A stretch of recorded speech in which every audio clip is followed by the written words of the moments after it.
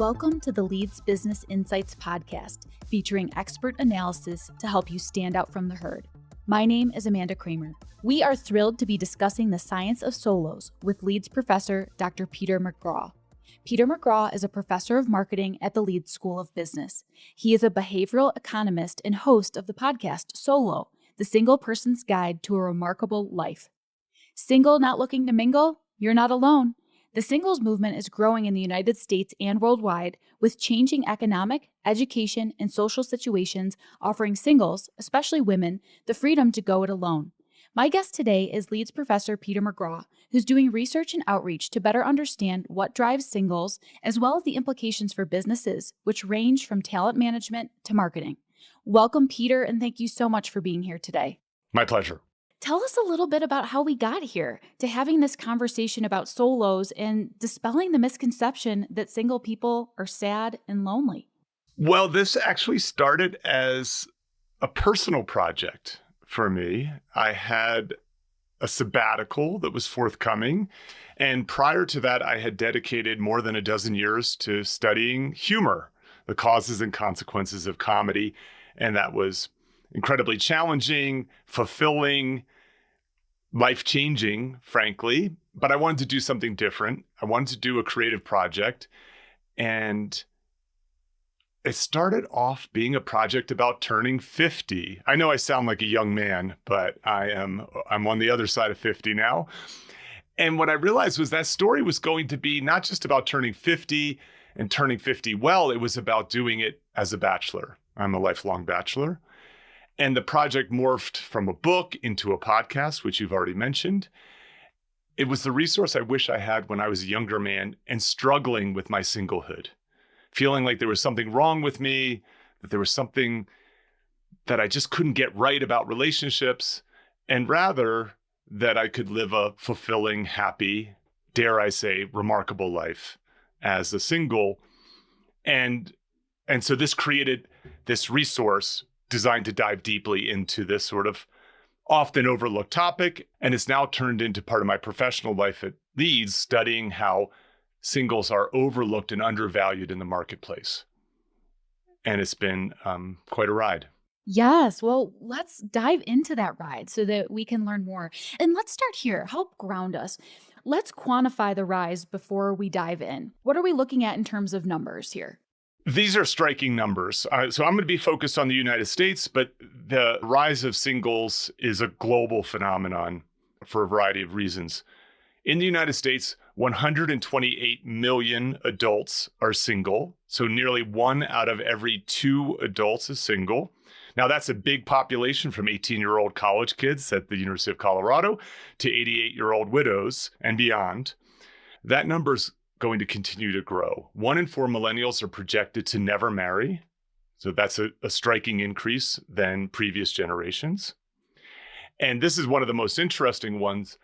28% of households in the United States are solo, are one occupant. And that number is, again, increasing worldwide and doing so exponentially. Now, the reason for the rise is due to many, many reasons, but I'll hit a few of the highlights for you. So the first one is just demographic shifts. For example, it's easier to get divorced now than it was before. And so there are couples that are not staying together that otherwise would have suffered through an unhappy marriage. We have a lower birth rate. We have immigration. And so immigrants tend to be single. They tend to be a solo when they first come over to the United States. We have people living longer than ever, and that's especially women, so that women living longer also without their partner now. So that's one, it's just a general demographic shift. The second one is, and this is something that hasn't been written about, but it's something that I notice in my conversations on the podcast, in the solo community, and then just more broadly, and that is singlehood begets singlehood. In the following way. There was a time that if you were 35 years old and living in a neighborhood, you might be the only single person of your age in that neighborhood. That is that everybody got married, It just was what you did. It was commonly accepted. It was the default. And it started off, you got married earlier, and now we have, obviously, the age of first marriage is approaching 30 now, again, contributing to the rise of singles.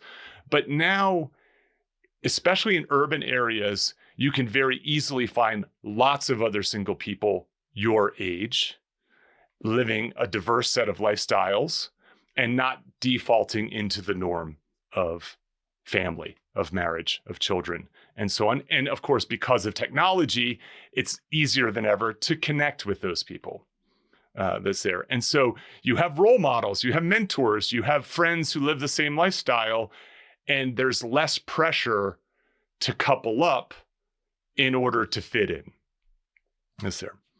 The third, and you alluded to it at the beginning in your introduction, and that is the rise of singles coincides with the rise of women. What we're finding in the United States and in other developed nations in particular is that, first of all, women are experiencing a lot less pressure to marry. They're given greater access to education. So the majority of college students in the United States, whether it be undergraduate or postgraduate, are women. And also women are having greater and greater opportunities economically in the workforce. And it just happens to be the case that if you give women access to education and access to good jobs, some of them decide to live a different life.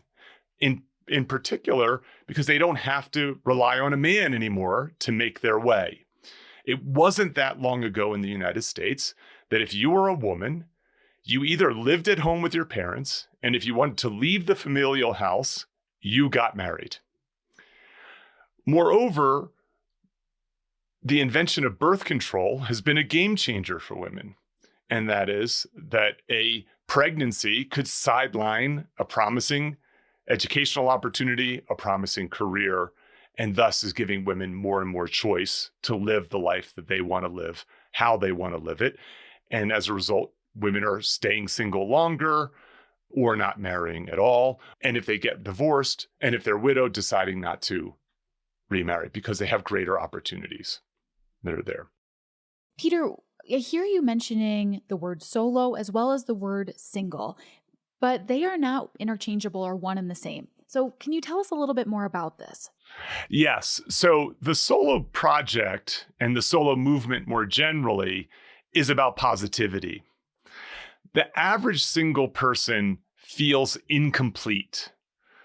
They feel like they need to partner up in order to achieve something worthwhile in life. And if that doesn't happen, they often feel bad. They're embarrassed, they feel guilty, they feel shame. Solos, on the other hand, have transformed themselves from singles, have embraced autonomy, and recognize that a partner may be welcome, but a partner will not complete them. A partner will complement them. And so the solo mentality is that of opportunity, of positivity, not just autonomy, but also adventure. And so I think that singles benefit from a positive message, a message of opportunity. And what I want are organizations, employers, CEOs, entrepreneurs, salespeople, human resource managers to recognize similarly the opportunities in singles, or as I call them, solos. So, Peter, you mentioned this rise in singles, but also this rise in solo households. Can you tell us more about that? Yes. So this is super fascinating, I think. I mean, some of it obviously is being fueled by the rise of singles. But single people don't necessarily have to live alone. They could live with roommates, they could live with family, and so on. The short answer of this is that it's never been easier to live alone than it is today. Some of that has to do with urbanization, so people coming back into the cities and city living being tailored to single living, apartments, condos, and so on. Another one is the rise of innovation, that there are now products and services out in the world that are designed to help people live a more convenient life, that are time saving, that are energy saving. So for example, There was a time that if you wanted clean clothes, you had to go to the river and beat your clothes with a rock. And if you were a farmer, you had to divide that labor. Someone worked the fields and someone headed to the river. Now, obviously, with the rise of industrialization, suburbanization, you have inventions like washers and dryers. Those very same washers and dryers make a single person's life easier. But now you don't even need a washer and dryer. You can leave your laundry outside your front door and a service will pick it up, wash it, dry it, fold it, and deliver it back to you in a way that is relatively inexpensive and especially allows you to do other things. And there's a host of these other sort of time and energy saving innovations that are out there. Meal kits, housekeeping, and then also you're even finding ways in the marketplace to lower costs. So for example, across the street from the building that I live in, there is a new building being built, which is going to have micro apartments in it that is specifically tailored for solos. So these are smaller footprint apartments, but then bigger communal spaces. And so you can now live in the city in a nice apartment. It happens to be smaller, but it is more affordable in that sense. And so again, what we're finding is the marketplace, albeit slowly, is responding and allows people to then make the choice if they want to live on their own to do so. There was a time where it just was too difficult to do. As we think about the marketplace, let's shift directions for a moment, because some of your research centers around the nature of work and how singles can work differently in terms of shifts, hours, and other factors. And you've also worked to advocate for better workplace environments that meet single people where they're at, which doesn't necessarily mean paying them more. So tell us a little bit more about this. How much of a focus do you think companies should place on recruiting single people? And then how can they make their workplace a better place for singles to work? Absolutely. I think this is a fascinating topic. And again, one that is overlooked and more important than ever. So with historically low unemployment rates, you have more and more employers competing for high quality workers. And one of the things that's very clear about the research is people don't solely work for money. That there's a host of other factors that matter in terms of recruiting and retaining your employees, and especially recruiting and retaining the best employees, because they're the ones who are most likely to leave. And so what you're finding, though, is that a lot of workplaces are sort of slow to adapt, in part because they have this legacy belief about the nuclear family, which is on the decline, and yet we have this rise of singles. And so just mathematically, it makes sense that if you're seeking to recruit and retain workers, singles are a good opportunity, but they may have different needs. And they are certainly treated differently in the workplace. So, for example, one thing that people care a lot about is the notion of equal treatment and respect within the workplace. And one of the things that happens with singles a lot, and I talk to folks who discuss this and lament this, and that is there's often less respect for a single person's personal endeavors compared to a parent. And what happens is, as a result of that, if you have a child, it's easy to get off work. It's easy to ask someone to cover for a shift because this is an important endeavor. Well, who gets asked to cover the shift? Who gets asked to work late? And that is the solo, the single person, because presumably you don't have anything better to do with your time. Even just something as simple as there's going to be a picnic that's happening. First of all, when that picnic happens, guess who's allowed to be invited? Families. But I can't invite my friend. People are like, why did you invite your friend? And while everybody goes home to get their family, who gets asked to cover the shifts? And so that can create a tension and a feeling like, oh, I'm not as valued in this place. Moreover, as a result of this, statistically, singles tend to work more than their partnered peers. Some of that has to do for the reasons I've just discussed. And then some of that has to do with they lack some of the natural boundaries that happen. I got to get home, to family. I got to go pick up my kids, etc. Moreover, there's research that I find really to be disturbing, and that is that, for example, new fathers often get pay raises without a commensurate increase in the value that they provide. It's just seen as, oh, they have more need that's there. But of course, any human resource professional or manager will tell you, you should compensate people not based upon their need, but based upon their value to the organization, based upon their performance that's there. So that can be really morale debilitating for your singles. And I think much of this is not even considered. This is not overt discrimination. This just fits the norms of the day, and in many ways fits the natural challenges that family workers have to face. Now, Peter, there's another area you have identified that highlights the differential between workers with families and single people. The second issue is there's an asymmetry in benefits. That is, that singles and non-singles have different desires for what their benefits may be. So I'll give you an example of this. The average family person, often welcomes a 9-to-5 Monday through Friday schedule because their kids are on a similar schedule and their partner's on a similar schedule, and they want to be able to have their nights and weekends free. But if you're single, you don't have to adhere to a Monday through Friday 9-to-5 schedule, and thus you may be interested in working other times.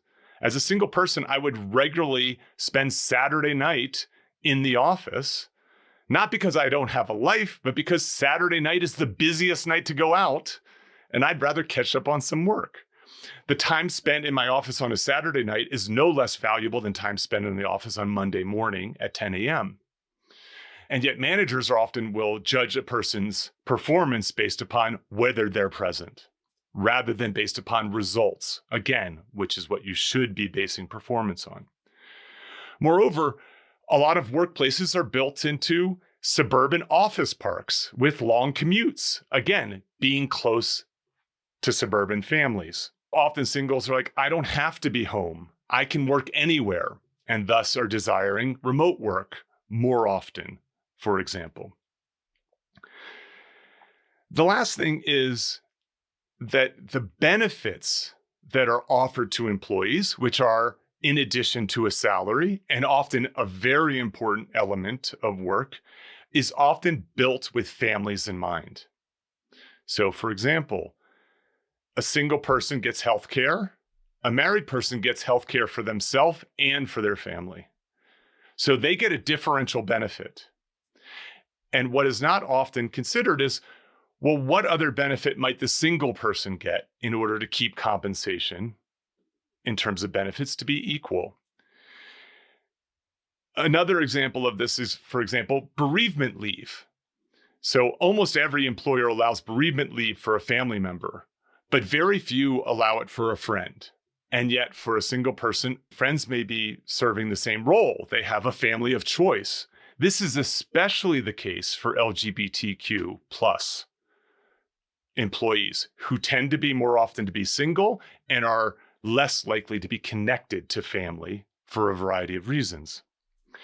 So, for example, you can be thinking to yourself, well, what do you do about this? Well, I have a pretty easy solution. If you're an HR professional, if you're a manager, what you do is you create a cafeteria-style menu of benefits, and you allow people to select from them. So, for example, any good employer should offer parental leave. That's a no-brainer. But if you're single and don't have plans to have a family, again, you don't have access to that benefit.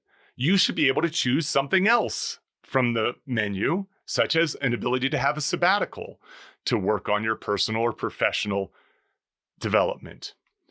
Or maybe you should be able to choose pet insurance, since you're not having health insurance that's going to a partner and children. And you could imagine a whole variety of these different things, which is you get to choose the set of benefits that work best for you up into some potential limit. So it sounds like workplaces still have a lot of outdated biases against single people. What are some ways this bias is baked into institutions, even today? Yeah, certainly. So, one, for example, is family leave. As I was saying, any good workplace has parental leave, but people often now exist outside of just that little nuclear family with regard to an extended family or even a family of choice. So 70% of companies only offer paid family leave to employees with children. So it's limited to that small group. Now, one of the biases against singles is they're seen as selfish. That is, that they're not willing to lean in and do the hard work of raising a family and settling down and growing up. And that couldn't be further from the truth. Singles disproportionately donate their time and money to charity. They're more involved in their communities, and they're especially likely to be a sole caregiver to an elderly parent. And the reason this happens is you have two siblings, mom gets sick, and the sibling with a family goes, I don't have the bandwidth to do this. I need you to do this. And that's what happens is the single child steps up and takes care of mom or dad. Under that policy, you can't take time off from work and be paid for that. And so an inclusive employer recognizes that there's a need for family leave. I'll give you another example. If you're in the US military and you get married, you get a raise. You're not given more responsibility. You just get a raise for having a family. And you can imagine how that just doesn't seem fair and how it creates a not so subtle pressure to do this thing because it is being externally rewarded. Where does this idea of singles being selfish even come from? This notion that singles are selfish is actually related to the perceptions of how singles spend their personal time. And so if you have a family, if you're married, there's no justifying what you do with your free time. There's no negative assumptions about what you do with your free time. But people may assume that a single employee spends their free time frivolously. That is, they're out partying, they're having a good time, they're just sitting and Netflix, and chilling all the time. And, and maybe that makes you a little bit jealous, but that's not necessarily the truth. First of all, I will say this as a little public service announcement. It doesn't matter how someone spends their free time as long as they're performing well in the office. Again, this should be a results-oriented work environment. But that said, that selfish single stereotype doesn't hold up to scrutiny. For example, singles are more likely to donate their time and money to charity than to non-singles. They're more involved in their community. They have greater friendship networks. As I've mentioned, they are more likely to caregive an elderly parent. Many singles talk about their disinterest in having a family, not because they're out there partying and living it up in the world, but they have concerns about the future. They don't want to contribute to climate change. And so what are they doing with their time instead? They are often contributing to the arts, to the sciences, to entertainment.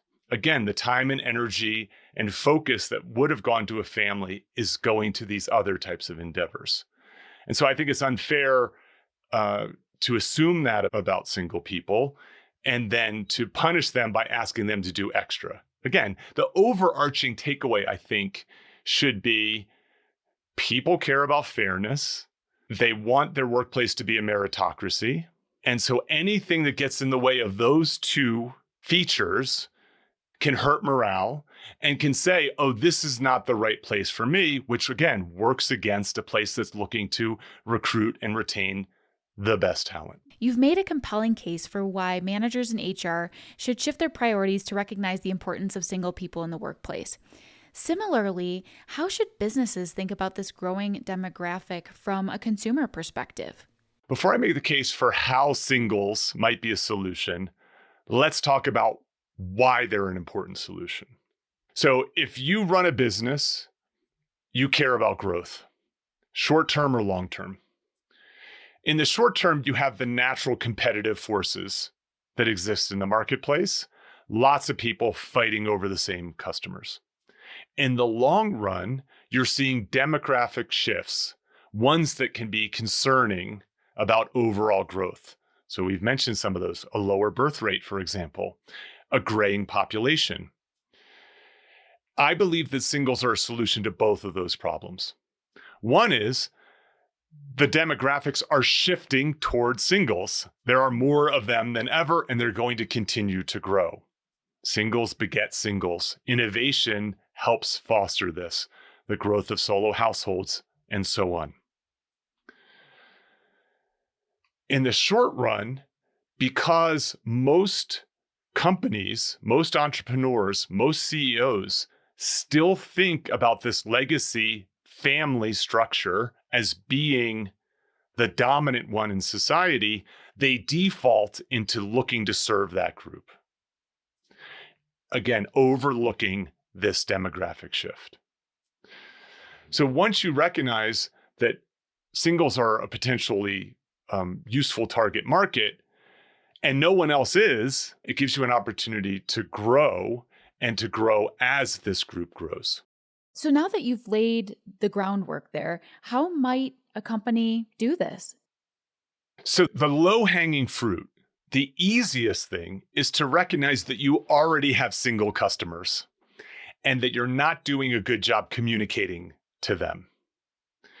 For example, organizations have gotten very good at representing the diversity of customers that they have. Right? So not all of their advertisements feature straight white people as they used to. My encouragement is look for opportunities to portray your product or service in the hands, hearts, and minds of a single person. I'll give you an example of this. If you sell ice cream, one of the things that you have, I hope, figured out is that ice cream sales don't diminish when the weather gets cold, counterintuitively. And when you look into that, what you find is that people buy ice cream as kind of a nesting phenomenon, sitting under their blanket, watching Netflix, and indulging themselves in a comforting kind of way. Well, not all of those people are surrounded by 2.5 kids and a spouse. Right? That person is sitting home alone, and yet good luck finding that portrayal in a print ad or a television ad. A last one is, it's just amazing how many cars are just filled with people. And yet the average car is being driven by one person and one person alone. And as we know, half of those adults are solo. And so looking for opportunities to show the full array in the same way that you're demonstrating the diverse customers that you have, recognize the diverse customers that are coming in the form of solos. Those are great examples for companies that already have products. But what about companies that have an opportunity to develop a product with a single in mind? Indeed. So let's start with the car one. This is a fascinating case study. So it is very difficult to innovate when it comes to car design, in part because it's so heavily regulated. And moreover, it's very expensive to change from an existing structure. There's a company out there called Electromechanica, and they have a car. It's actually not technically a car. They call it a vehicle called the Solo. So it's an electric vehicle with one seat in it. And it's built on motorcycle technology rather than automobile technology. So it's a 3-wheel vehicle that runs off a battery. And it's designed, as you might imagine, for the solo, whether it be the solo commuter or for the single person more generally. I think that this is really groundbreaking because it has a lower price point. It fits also that solo mentality. Perhaps the person who cares about the environment wants to lower their footprint, deciding not to have a family, for example. And that is something that is geared specifically, ideally, to a single owner. Moving on, the obvious stuff is what's called shrinkage. You just take your existing product and you make it smaller because people who live solo tend to live in smaller households. They have less storage space. They don't have as many cupboards. They also don't have as many mouths for perhaps consuming this. So one of the laments I have when I talk to singles is, I don't want to buy a loaf of bread. Right? A full loaf of bread is just too much bread. It's going to get stale before I can finish it. And so how do you work out the packaging, the serving sizes to be ideal for your audience? I'll give you an example of this. When I buy chicken, sometimes I can find it in individually wrapped chicken breast patties. And so you buy like 6 of them. And when you open one, you're only opening one versus the old school, there are 3 patties in a container. And so now you can open one for dinner tonight, leave 2 in the fridge, and the remaining 3 go in the freezer, right? So just a simple packaging change suddenly makes your product more appealing. And then the last one I'll give you is a really fascinating one. It's a Japanese company called Ichiban, and they serve delicious ramen. And Ichiban has done something in which they have spearheaded solo dining. Now, they've done this under the auspice of dining alone allows you to concentrate on the flavor of their delicious ramen. But really, the business model is much more advanced than that.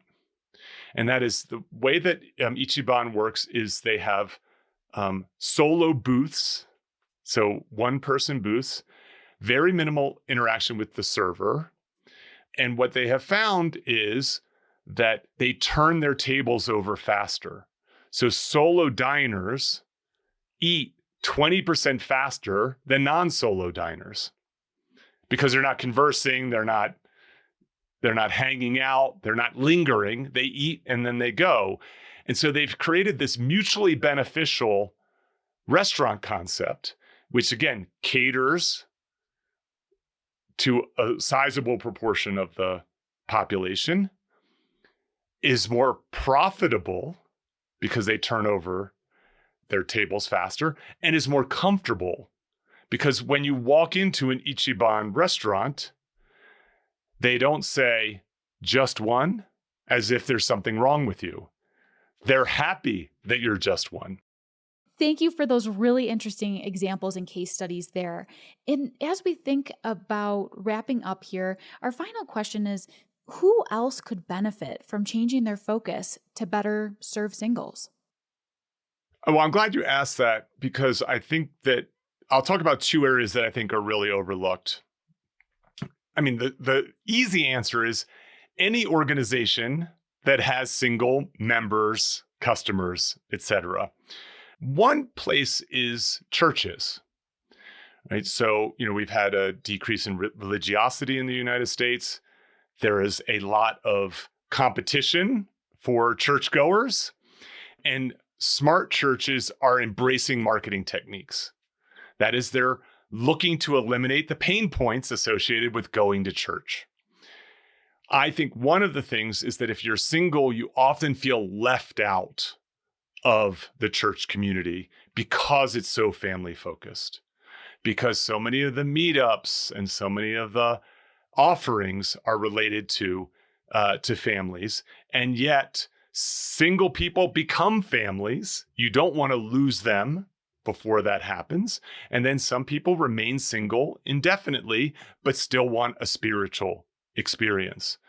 So I think that pastors, rabbis, and priests and so on can shift some of their attention to make a more inclusive environment for this rising demographic.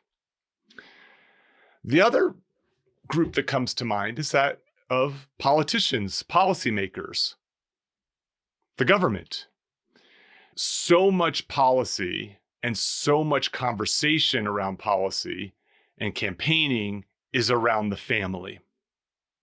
And yet the struggles that families have are often the same struggles that single people have. And so using more inclusive language can help not only bring people into the voting booth, but then also to garner support for new policies and new initiatives that are designed to make the world a better place. Every episode, we have an LB idea or a key takeaway.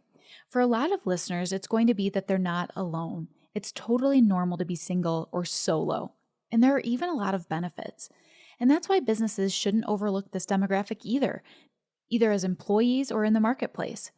How are people responding to this message that singles are not alone and that there are other people out there like them?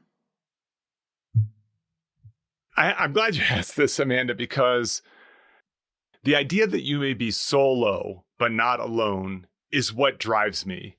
I've never received as many text messages, phone calls, social media messages, emails thanking me for doing this work.